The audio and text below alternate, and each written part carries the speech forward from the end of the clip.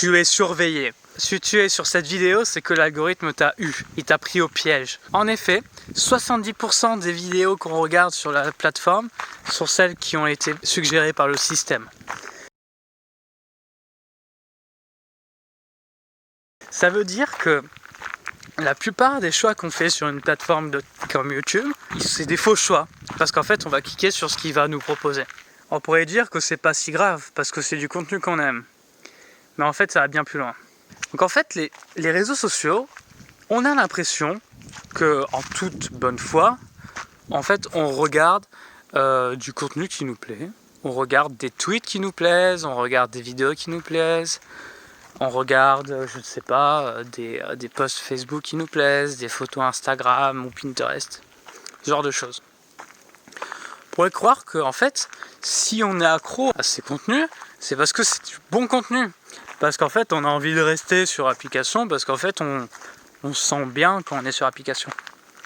Que c'est du contenu qui nous plaît énormément. Alors, il y a une part de vrai. C'est-à-dire que, oui, moi, quand je suis sur YouTube, je sais que je regarde du contenu qui me plaît. C'est-à-dire que, voilà, il y a énormément de Tesla, de science. C'est vraiment du contenu qui me plaît beaucoup. Puis là, récemment, il y a même un peu d'animaux, etc. Parce que ça me détend de regarder des animaux qui sont caressés, ce genre de choses. Bref. Mais on voit que chacun a son YouTube. Alors comme on l'a dit, c'est bien. Parce que du coup, on a du contenu qui nous plaît. En effet. On pourrait se dire qu'on reste sur la plateforme parce qu'en fait, c'est juste du bon contenu qui nous ressemble, etc. et qu'il n'y a pas de souci. Mais dans la vraie vie, c'est pas du tout ça.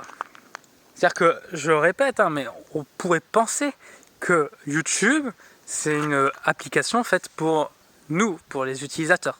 On pourrait croire que Twitter, c'est pareil, que c'est juste là pour donner des informations, pour suivre les gens qu'on a envie de suivre, etc. On pourrait croire. Mais dans la vraie vie, on tombe totalement à côté de la plaque. En fait, c'est des applications pour les annonceurs publicitaires. En fait, chaque jour, on se bat contre une intelligence artificielle qui veut qu'on achète les produits qui sont affichés sur la publicité. On a l'impression qu'on utilise vraiment des applications qui sont bien pensées, qui font qu'on passe du bon temps, etc. Mais la vérité, c'est qu'elles ne sont pas faites pour nous. Elles sont faites pour les pubs. Elles sont faites pour que YouTube se fasse un maximum d'argent parce qu'on va cliquer beaucoup sur les pubs. Même si on enlève des pubs d'ailleurs, en fait. On n'a juste plus les pubs. Sauf qu'on a toujours la même ergonomie qui fait qu'on n'a pas l'expérience qui nous rend heureux. On a juste une expérience qui fait qu'on aurait plus de chances de passer de temps sur la plateforme. Et oui, parce qu'en fait, le principe, c'est pas qu'on passe du bon temps sur l'application. Le principe, c'est qu'ils exploitent des mécanismes inconscients de notre cerveau, des choses qui sont très étudiées dans la science, c'est-à-dire dans la science comportementale, dans tout ce qui est mécanisme persuasif. C'est-à-dire que quand ils ont conçu les applications, il fallait qu'on persuade les gens de rester sur l'application. Il s'en moquait un peu que ouais, c'est une super application qui va faire que les gens ils vont adorer le contenu, qu'ils vont passer du bon temps, qu'ils vont apprendre des choses, qu'ils vont avoir des choses qui sont fiables. Non. Ça n'a rien à voir avec ça en fait. Ce qui est important, c'est qu'on passe du temps sur le contenu. Et qu'est-ce qui fait qu'on passe du temps sur le contenu ? Eh bien, c'est pas forcément des choses qui nous rendent heureux. C'est pas forcément des choses qui sont vraies. C'est pas forcément des choses qui sont représentatives. C'est des choses qui nous font réagir. C'est des choses qui font qu'on a envie de passer du temps dessus. Par exemple, toutes les théories complotistes. C'est-à-dire qu'il y a un nombre incalculable de théories complotistes qui peuvent être plus ou moins farfelues, ou plus ou moins simples à débunker. Du coup, en fait, il y a énormément de théories complotistes qui sont facilement accessibles sur YouTube. Et il suffit qu'on s'intéresse à une ou deux, par-ci par-là, et en fait, on aura accès à plein d'autres théories complotistes. Et donc, du coup, on va avoir un fil d'actualité qui, au lieu d'être quelque chose qui est assez nuancé, c'est-à-dire divers et variés, par exemple, avec pourquoi pas un petit peu de théorie du complot, mais quelques informations certifiées ou de confiance, eh ben on va avoir vraiment que d'un seul contenu. Le contenu qui fait que quand vous allez allumer YouTube, quand vous allez allumer Twitter, quand vous allez allumer Instagram, vous allez passer un temps maximum sur l'application.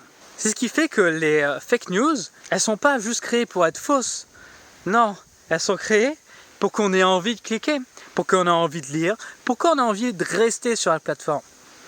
Et donc comme elles font qu'on va rester plus longtemps sur l'application, elles vont être davantage représentées sur nos fils d'actualité pour qu'on ait plus envie de rester sur l'application. On s'en moque un peu que ce soit vrai. Et donc les applications, au lieu que ce soit des machines à rêve ou des machines à informer, c'est des machines à pomper l'attention. On en est totalement inconscient. On ne peut pas être conscient de ça parce que c'est parfaitement étudié pour qu'on devienne accro quoi qu'il arrive. Et ça, c'est pas moi qui le dis, c'est les ingénieurs qui ont travaillé dessus. C'est ces mêmes ingénieurs qui ont travaillé sur l'application Pinterest. Et bien le soir, ils ne peuvent pas détacher leur regard de l'application alors même qu'ils ont envie de passer du temps avec leurs enfants. Donc même quand on en est conscient, ça reste des mécanismes inconscients et incontrôlables. Si vous aviez peur que dans le futur, il y ait une intelligence artificielle surhumaine, comme à la Terminator qui va nous tuer, etc., ou qui est juste tellement intelligente qu'elle nous surpasse dans tous les domaines et qu'elle devient incontrôlable, eh bien, je suis désolé de vous apprendre que même si elle n'est pas plus intelligente que nous sur tous les domaines, elle est super forte pour exploiter nos faiblesses. Elles sont déjà parmi nous, elles sont pas sous la forme de robots, elles sont totalement invisibles. Et en fait, le gros problème, c'est qu'elles sont designées pour que justement on n'ait pas envie de se rebeller. Elles sont designées pour qu'on se dise « Bon, de toute façon, il faut que je passe du temps dessus, puisque sinon je ne serai pas informé. Ah, ça va, c'est juste pour que je revoie mes parents, c'est pour le boulot. Ah, c'est vraiment du contenu que j'aime, tu sais, c'est normal. » Et pendant ce temps-là, ce temps d'attention fait que YouTube, Twitter, Facebook, ils se font énormément d'argent. On est devenu le produit en fait. Les applications, elles sont là pour vendre notre attention, elles sont pas là pour vendre du contenu. Heureusement que bien sûr ça fait qu'il y a du bon contenu souvent. Mais ça peut avoir des conséquences délétères sur l'humanité. Parce que par exemple, les informations, vu qu'elles n'ont pas besoin d'être bonnes, c'est-à-dire que les fake news, elles se baladent tranquillement, elles vont même se balader bien plus facilement que les vraies nouvelles. Ce qui fait que par exemple sur le réchauffement climatique, que ce soit la voiture électrique, l'énergie nucléaire, les énergies renouvelables, le gaz, etc., on va avoir pas des informations fiables, on va surtout avoir des informations qui vont nous convenir. Donc du coup, on va pas avoir les mêmes informations contre qui on va être pas d'accord. Donc on va même pas comprendre pourquoi ils pensent ce qu'ils pensent, vu qu'on n'a pas du tout les mêmes infos. Ce qui fait qu'on va se séparer des autres, on va potentiellement s'enfermer sur nous-mêmes, dans notre fil d'actualité. C'est pour ça que c'est important de s'abonner à certaines chaînes où on n'est pas du tout d'accord. Mais aussi, ça fait qu'on va avoir des avis qui sont potentiellement faux. Parce qu'on va juste avoir du contenu qui nous plaît, qui convient à nos centres d'intérêt. Et donc on fera des mauvais choix. Par exemple, si on a tendance à pas aimer la voiture électrique, on va avoir du contenu qui va être plus contre la voiture électrique. Ce qui fait que on aura plein d'informations, etc. Mais on n'aura qu'un seul côté, qu'un seul revers de la médaille. On n'aura pas l'autre côté qui fait que peut-être on n'aurait pas du tout le même avis. Et donc on va peut-être avoir des problèmes comme Donald Trump qui arrive à expliquer que le réchauffement climatique n'existe pas. Par exemple le racisme, tous les problèmes de la société sont amplifiés par les fake news. Parce qu'on n'a pas des bonnes informations. Et donc du coup, ça fait qu'on va peut-être pas réussir à résoudre des problèmes, puisque les solutions qu'on croit être les bonnes, elles sont pas les bonnes. C'est juste celles qui nous font penser qu'on a raison. C'est juste des solutions qui sont en accord avec ce qu'on pensait déjà avant. C'est pas des solutions qui ont été vérifiées, qui viennent d'organismes fiables, qui ont travaillé dessus. Non, parce que tout ce qui est vrai, en fait, c'est un peu ennuyeux. C'est pas quelque chose qui se propage rapidement, etc. Donc voilà.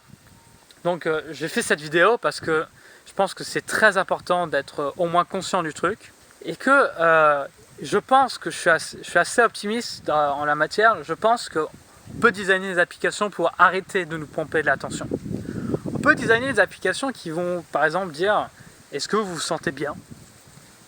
Et en fait, l'application, elle pourrait déjà plus prendre en compte les likes et les dislikes pour que les gens ils regardent plus du contenu qu'ils aiment et qu'ils se sentent bien plutôt que du contenu qui fait qu'ils ont passé 30 heures dessus.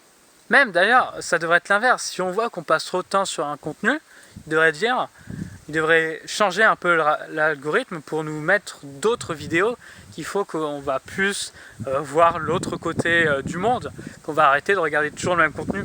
Bref, j'espère que ça va vous faire réfléchir et que peut-être que vous allez vous rendre compte que vous passez sûrement plus de temps que ce que vous aimeriez sur les pages YouTube ou pages Twitter, etc.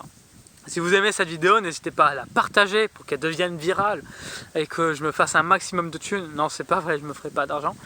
Mettez un pouce bleu, des commentaires, n'hésitez pas, hein. Faites-vous plaisir. Allez, à la prochaine!